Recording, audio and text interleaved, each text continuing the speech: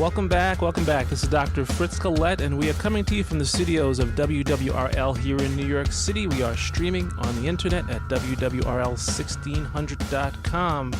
And this is a special episode of the Dr. Fritz Show, and I'm here with my co-host, Melissa Nicoletti. Hi, happy Thanksgiving. Happy Thanksgiving to everyone that is listening. So here we go, Melissa. Another episode. This one is sponsored by Emblem Health. And Our it's the good friends at Emblem Health. Absolutely. And it's the fourth one in a series that we've been talking about family caregiving. Mm-hmm. We've done, we did an introduction. What is a family caregiver? And it's someone who shows up to help. If you are doing grocery shopping, if you are taking somebody to doctor's appointments, if you are picking up their prescriptions, if you are caring for them, making meals, you are a family caregiver. This is all unpaid work that you are doing after work or in between other things. You may not recognize that you're a family caregiver, but you are. And family caregivers represent a huge segment of society. What do they say? One in 3 Americans. 1 in 3 Americans is a family 65 caregiver. million people. That's a lot of people. And when I first went to an Emblem Health event back in, I think it was June of this year, I saw Gregory Johnson, who is the creator of the family caregiving program at Emblem. And I was moved by the number of speakers that he had. And many of them, all of them, I believe, are coming on the show. We have 2 here tonight, and we've had them during this series talking about maintaining the emotional. We talked about that during, was that the second episode? Maintaining the physical. That's right, maintaining the physical. We talked about physical. What do you do? We talked about stress, but physically putting together a group. I'm a caregiver now. How do I handle that? And it was during that event that I identified myself as a family caregiver. Yes. I recognized that. You didn't realize that what you were doing is actually being a caregiver. You just thought you're showing up doing what someone's supposed to do, that it's all your responsibility. Right. And for years, my friends know that this is what I do every Sunday. They'd offer their help, they'd offer their assistance, but it was really not until I read the book Share the Care that I realized, wow, not only should this not be something I keep to myself, but the book gave me insight onto what to ask for in terms of help from others. And for those of you that are not familiar with the book Share the Care by Sheila Warnock, it's literally a workbook. You're a family caregiver. You don't have to do this all by yourself. You can put together a group, and there's a workbook. This is a step-by-step how to share the care, how to get everybody involved and ease the burden. Share it. Anybody that wants to help in caregiving should be able to. So that was great. We also heard from Robin Finley. Exactly. From the Department of Aging, NYC. She says, hey, call 311 if you have questions. We actually answer the phone and we tell you what to do. And it's true. When you do call 311, if you just ask the questions, they will channel you to the people that have the information in terms of, how to get help from the government.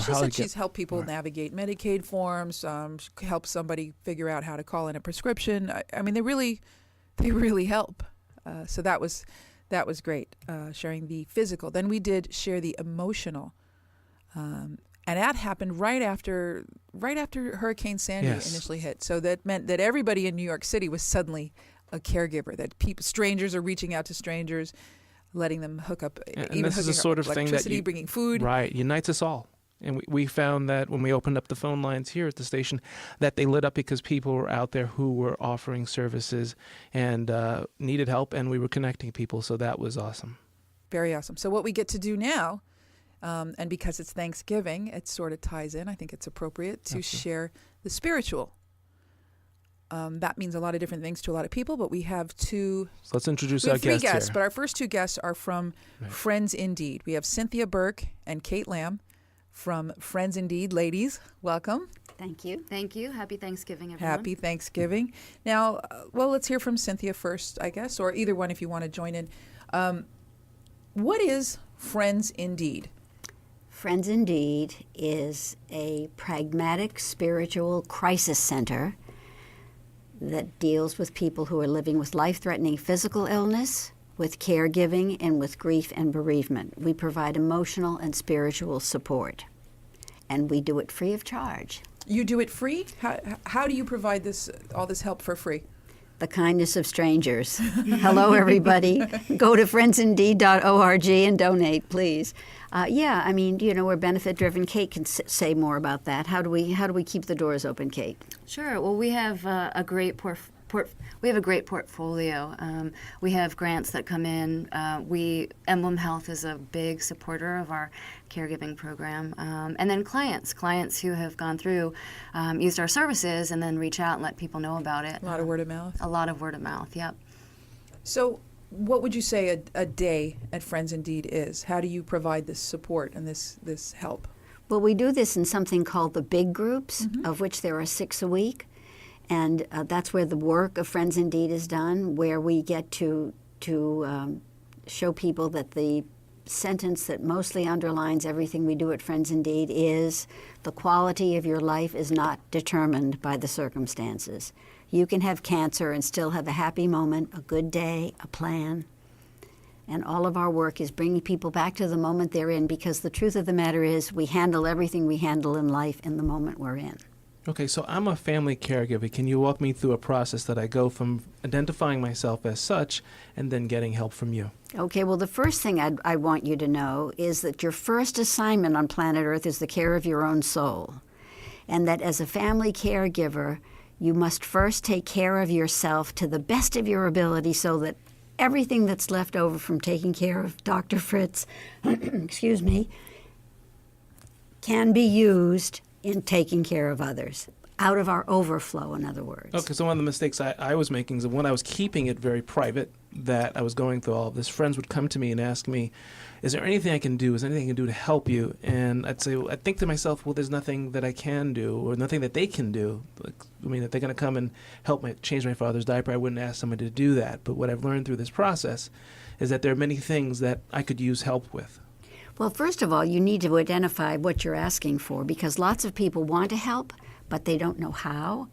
And if you can say, I could use you for 10 minutes Wednesday afternoon to walk the dog, for example. I mean, that's sort of a silly thing, but something specific like that. Sheila Warnock's Share the Care gives great direction on how to put something together like that. But your question again? Again, walk me through that process. I'm still new to the concept. I mean, I've been a family caregiver directly helping my mother take care of my father for the last five years. But in terms of accessing help outside of the immediate family, how can Friends Indeed help? Well, we have something called the big groups, which are 5 groups a week, where people can come and talk about what they're going through. And one of those groups is geared toward caregiving, although anyone can go to any big group at Friends Indeed. It doesn't matter what your issue is, and get the kind of support you need, mostly to begin to step outside of yourself a little bit and look in on what you're doing and see how you can do it better, how you can take care of yourself better, mostly how you can get into a place where you know that nothing's going wrong. People get very caught up in their caregiving drama, if you will, when they think that something that's happening is something that's going wrong, as opposed to just what's happening, and we can deal with it. There's a big difference in that. I mean, I think one thing is that when you come to Friends Indeed, the first point of entry is the big group. So you are with other people that are having common experiences. And oftentimes it gives people a sense of community, that there are other people that are, challenged with the same issues that I am. So being able to share in a community, I think that one thing that family caregivers struggle with is a sense of, being an individual taking on so many pieces. And so at Friends Indeed, it's definitely, we try to embrace more of a collectivistic, that you're not alone, we're in this together. I would imagine that you could run through a gamut of feelings that you probably wouldn't feel comfortable maybe vocalizing in normal society, that it's safe to Absolutely say in a group, right. like, I want to strangle my relatives. Totally. Put the pillow over grandma's face, right? Well, yes. Right, and it's a place to process emotions, like you're talking about, that I'm having a really difficult time, and I am angry, and giving people a safe place to do that. And that process of being able to express emotions is definitely a stress reducer, right, which just helps in the overall health and well-being of the caregiver. So in community with other people, in a spiritual context. So from the big group then, people can, if they need more individual support, they can do one-on-one counseling. We also have a holistic approach. So we have body workers available. We have people who do Reiki, spiritual healers. We have shiatsu. So we're looking at the mind, the body, all of the aspects of the caregiver. And all of this with the goal to ensure that the well-being of the caregiver is maintained, right? Right, because if they're not okay, then they can't Right. continue to be a caregiver. So the caregivers can go in and get all of these services themselves? Yes, free of charge. It's pretty impressive. We also have, beyond that, we have a nutritional counselor, and so you can meet with a nutritional counselor just to look at ways to If you're just tuning in, friendsindeed.org, and this is a group that helps caregivers. It's a place where you go, get help, and be part of a community of other caregivers and get a lot of amazing services. We're with Cynthia Burke and Kate Lamb, and they're telling us, hey, they're telling us. They're telling us. They're telling me. Yes, you. That I'm going to be able to go in there and have some Reiki work and body work, taking care of the caregiver. I mean, I said before we started that Sunday is a day I do the family caregiving, and Monday is a day I'm in aching pain in my lower back. And so it's very enlightening to hear that I could go and, I want to make a Plus donation. the stress of it. Oh, yes. Okay. Friendsindeed.org. All right. Now, Give all your money. on November 29th, we have a special workshop, caregiver workshop at Friends Indeed at 7 o'clock, and it's the 6 spiritual principles of caregiving.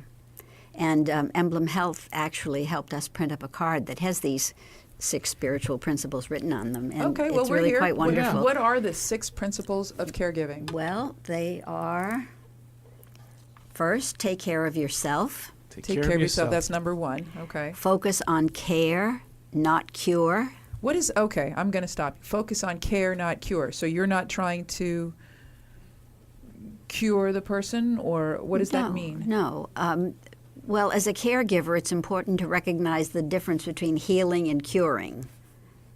Well, one of the most difficult questions I get from people is they will ask me, how is your father doing? And his condition only gets worse. And it's often hard to, they're asking with a bit of like, oh, I'm going to tell them that he's getting better. But really the condition only gets worse.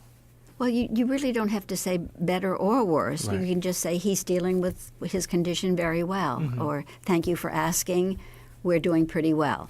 You don't have to. That's very You don't have helpful. to get caught up in the story.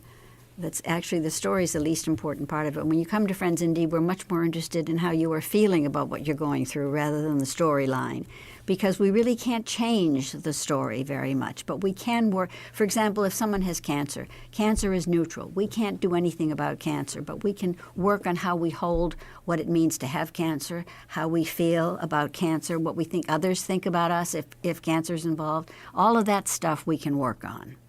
Cancer, we can't. Okay, that makes sense. I got it. Okay. Very Focus helpful. on the care, not the cure. Okay, and then work to be in the moment. Many people, when they get a diagnosis, they run down the road and they're already planning their memorial service. Mine will be gorgeous. by the way. They enter into what we call a negative prediction, and usually the negative prediction is about something bad, And when they enter into a negative prediction, they suffer the consequences of something that hasn't even happened yet. And in that process, they give away everything they need for their current moment of dealing. So what we do at Friends in Need is we get everybody to come on back. Come on back. 10 minutes ago is already ancient history. 10 minutes from now is fantasy. This is real. Where we are in this moment is what's real. And when people are back in the moment, you say, how are you doing? Usually in the moment they're doing pretty well. Human beings are magnificent. They handle things Very resilient. quite amazingly. And they do it in the middle, in the moment rather, not... I think also in the moment we were able to access our internal resources, right? And as a family caregiver, we're constantly bombarded with kind of the external stimuli coming at us. Whether it's managing appointments for the person, the care recipient or whatnot.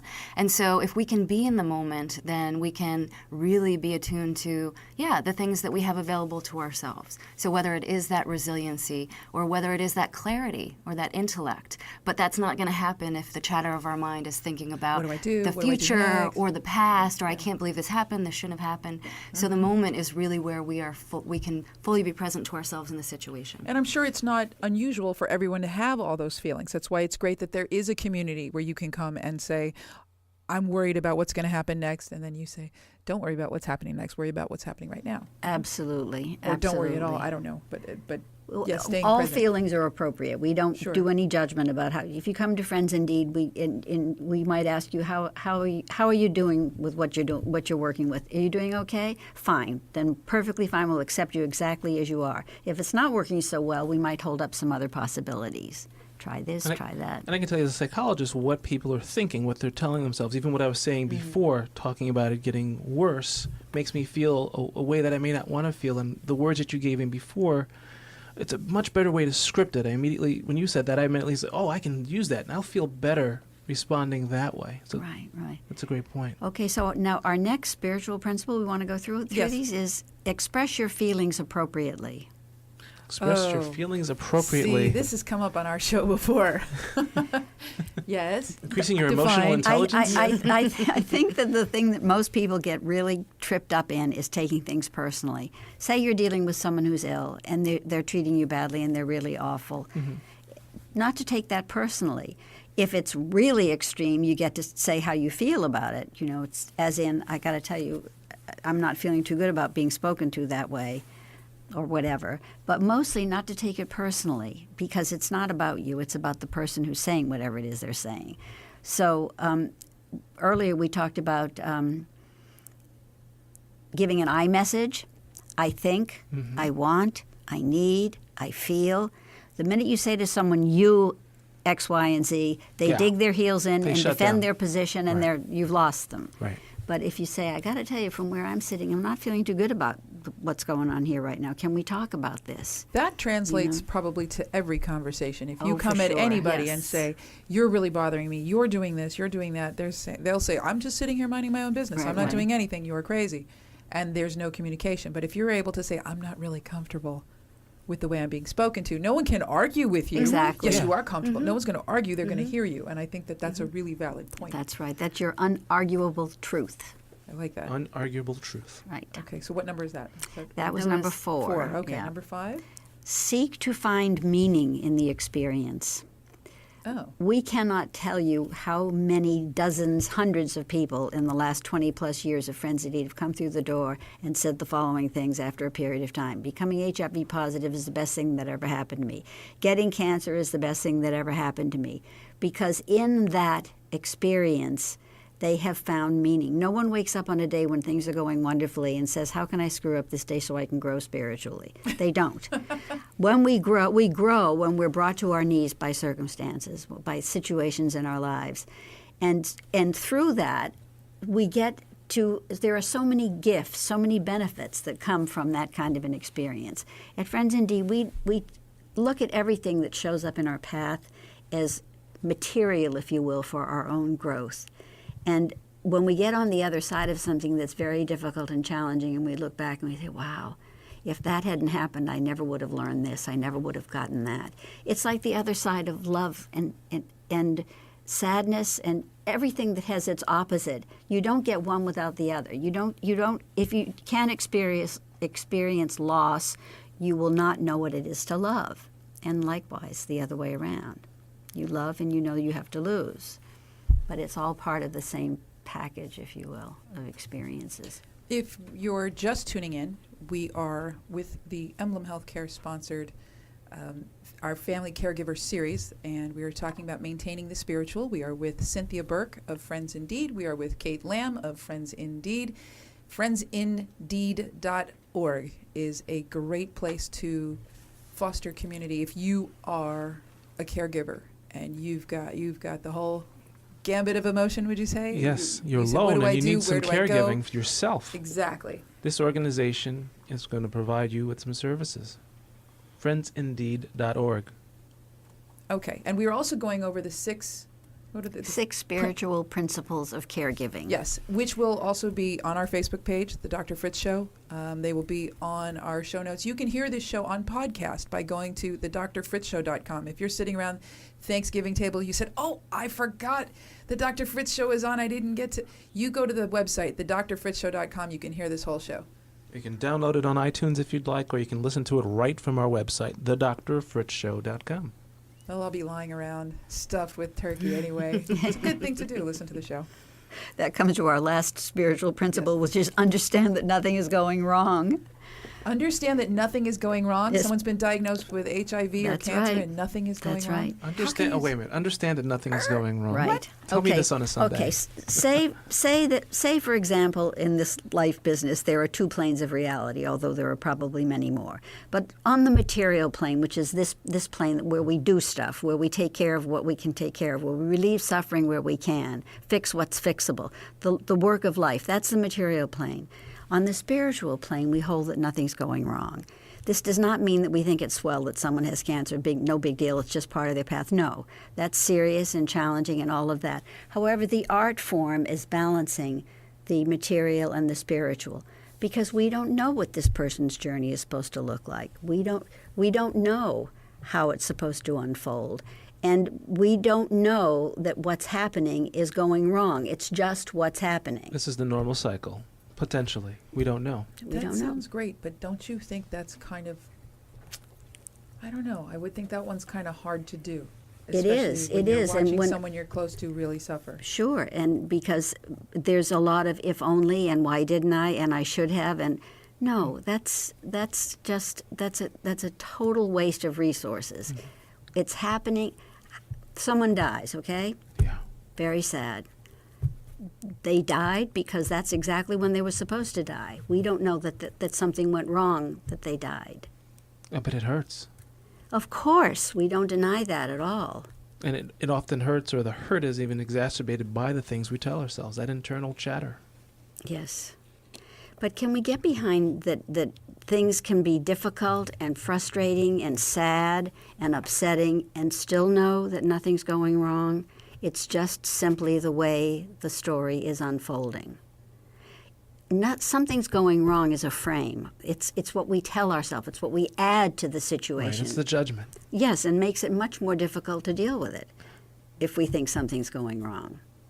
How do we know something's going wrong? Does it take people a while to get there? I'm glad you made that one last, because if that was the first one, I'd be, this is wrong. Yeah. Right. Well, at the end of this whole thing with this sentence is, there is real power in not having to fix or change anything. Ooh. We don't control anything. No. When you walk in a caregiving situation, when you walk in and you see that your mother or your father is suffering, yeah.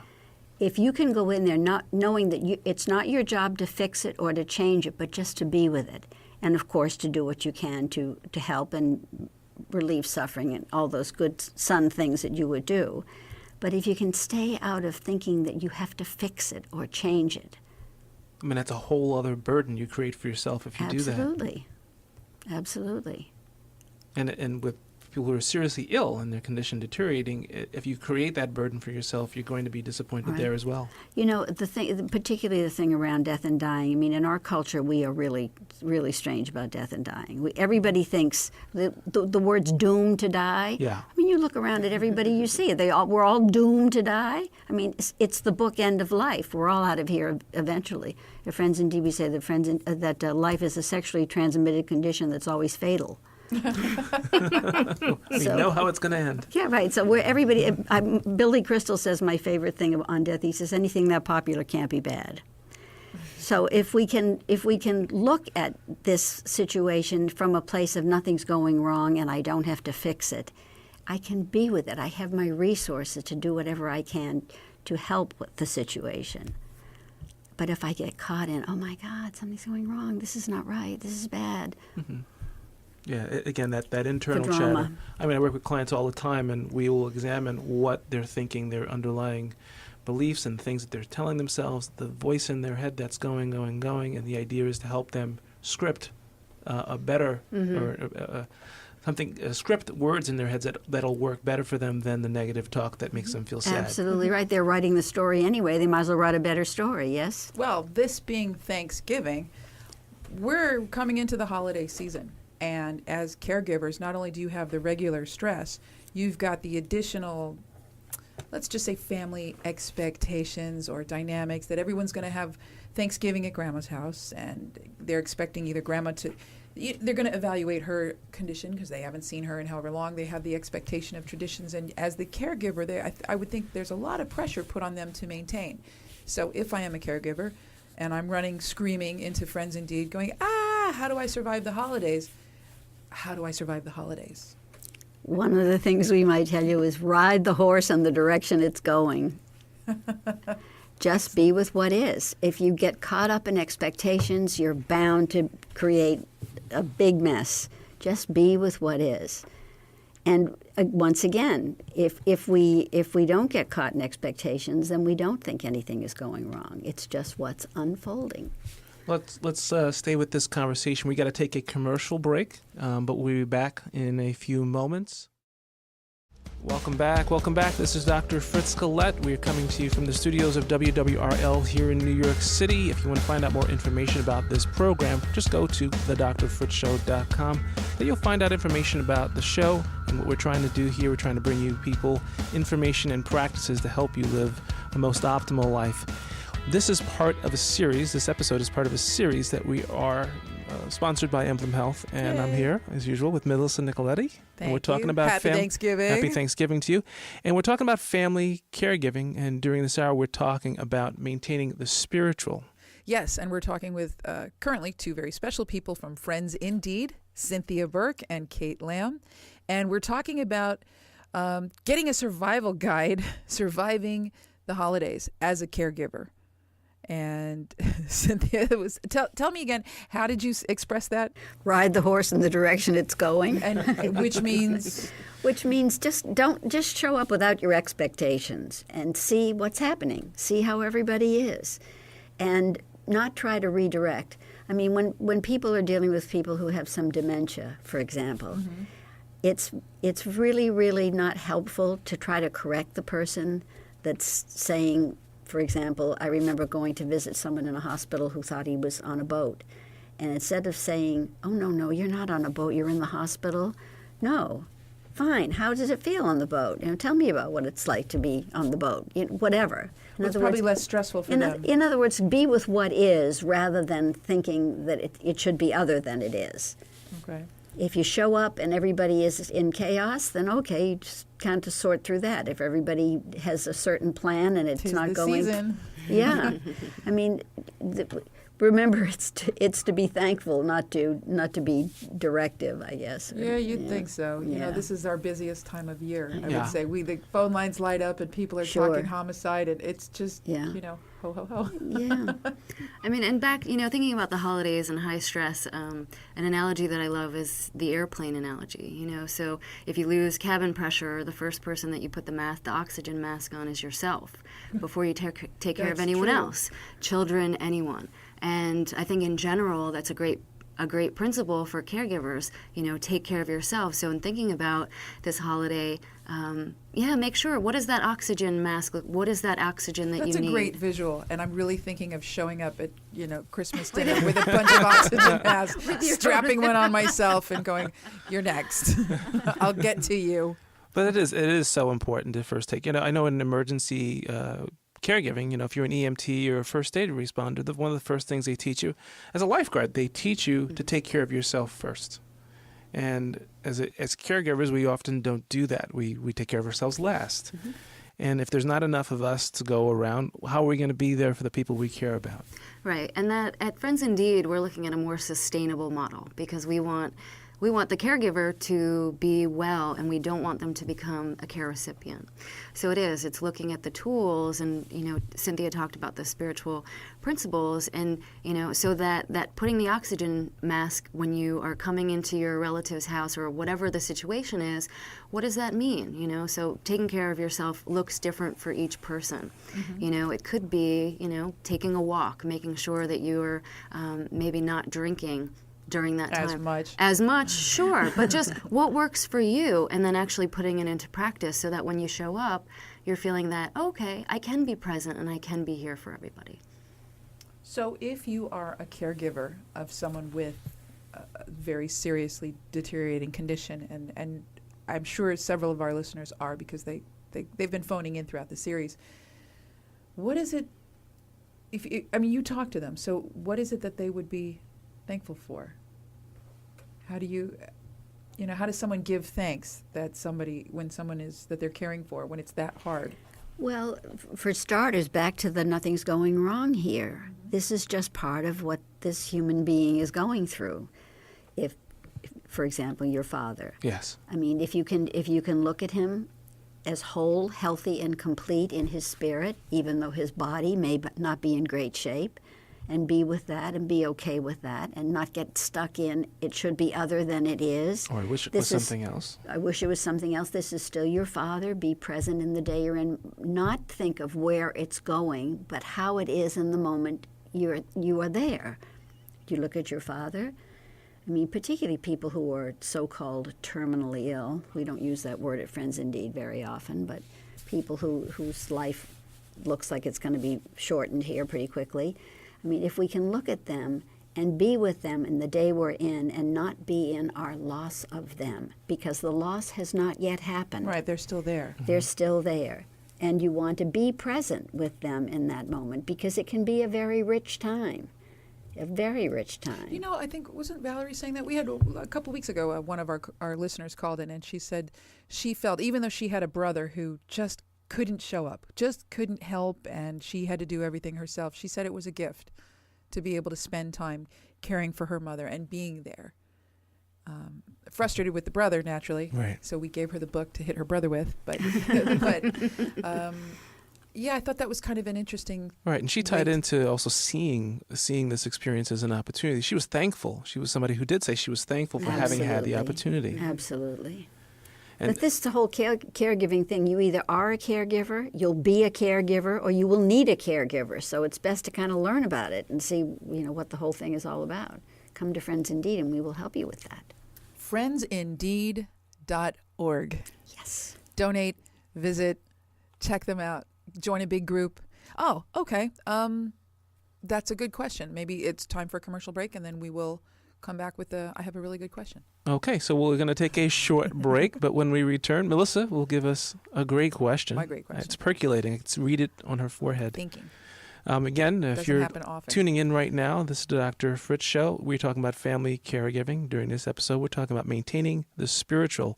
And we've had really awesome information here. I'm normally the doctor, but I'm totally being taken care of here by our guests. They're good. They're good. And so if you want to listen to this again or share this with somebody, just go to our website, download it, send it to them, tell them about it. TheDrFritzShow.com. Follow us on Facebook and Twitter. It's how we know you're out there and you're all listening. So. Yeah, join the conversation on Facebook. We always put interesting information. We put links to all these organizations. If you aren't driving and you don't be doing that and texting and none of that stuff. So if you are listening to the podcast, or just go to the Dr. Fritz Show on Facebook, and we will have links to Friends Indeed, our other guests, any of the Emblem Health stuff. If you're a caregiver, you're not alone. We have tons of resources. So we'll be right back. Stay tuned. Welcome back. This is Dr. Fritz Skelet. This is WWRL here in New York City on the internet, WWRL1600.com, and more information about this program can be found at thedrfritzshow.com. But it can also be found at our sponsors' information, which you just heard in the commercial. So welcome back. And Melissa, before we departed in this last break, you had a question that you... Oh, well, I'm sitting here listening to all this good stuff. It is great stuff. Great stuff. Probably some of the best content we've ever been able to deliver. I'm using it on the spot. Yes. And I want to know, how did you get started? What made you say, hey, you know what we need? Big community group, big group for caregivers. How did you identify this need, and what made you start this? Well, initially, Mike Nichols, the film director, and Cynthia O'Neill, who's the president of Friends Indeed, wanted to do something in response to the AIDS crisis. So they started Friends Indeed in September of '91. Oh. And that has expanded to include way more than just people dealing with HIV. Sure. And it's amazing now with the drugs available for HIV that they really extend the life. It used to be that you got that and that was an instant death sentence. Right. There was a wonderful spiritual teacher that met with us before we began, and she said, somewhere along the way, make no mistake, HIV will get handled in some way. There'll be treatments, maybe vaccine, maybe even a cure. Do not miss the lessons that AIDS has come to teach us. And it's really, really so much. I mean, we are so ahead of the curve in terms of how we deal with illness and death and dying at Friends Indeed. We really are. I think having had that experience with HIV, it's interesting now. It's so, I don't want to say mainstream, but everybody's so conscious of it, particularly with that play Rent. It's one of my husband's favorites. I think he's seen it 8 times. We know all the songs. We've seen, but it's about a topic that normally would say this is a really difficult or depressing topic. No. Okay, so you know the support group in the show Rent? Right, they have support group.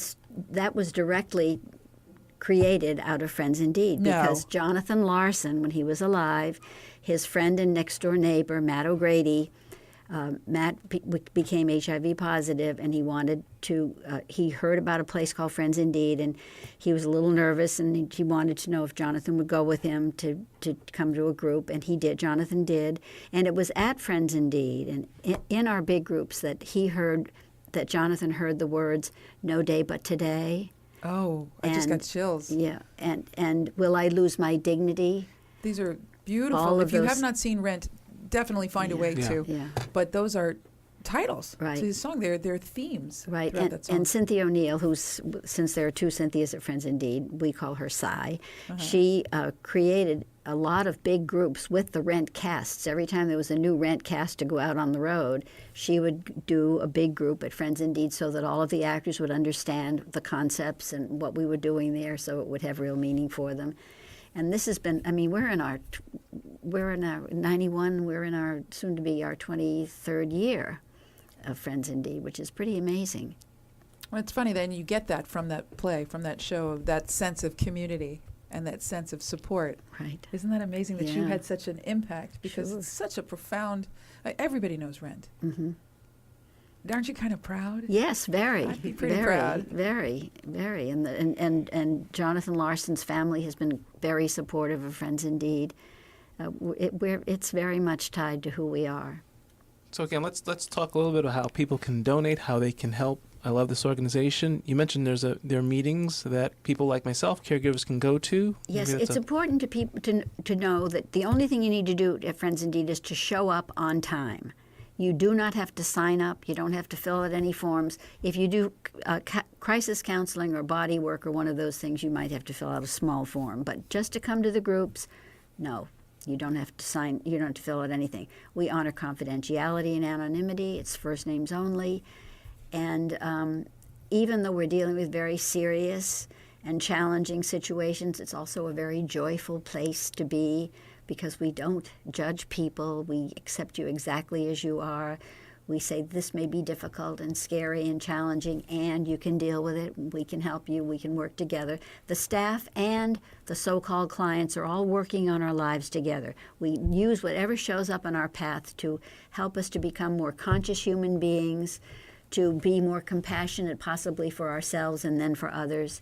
And so it's thrilling work. It really is. And then the other thing, and when I spoke before about the material and the spiritual planes, most of the people at Friends Indeed have been there from the beginning, I being one of them. We don't burn out because of the way we work, because of the way we hold what we're going through, because we accept it exactly as it is and say, we can deal with this, we can work with this. That's amazing. That's really amazing to have had that job since 1991. Yes, I'm fond of saying I was a brunette when I started that job. For those of you on the radio, I have white hair.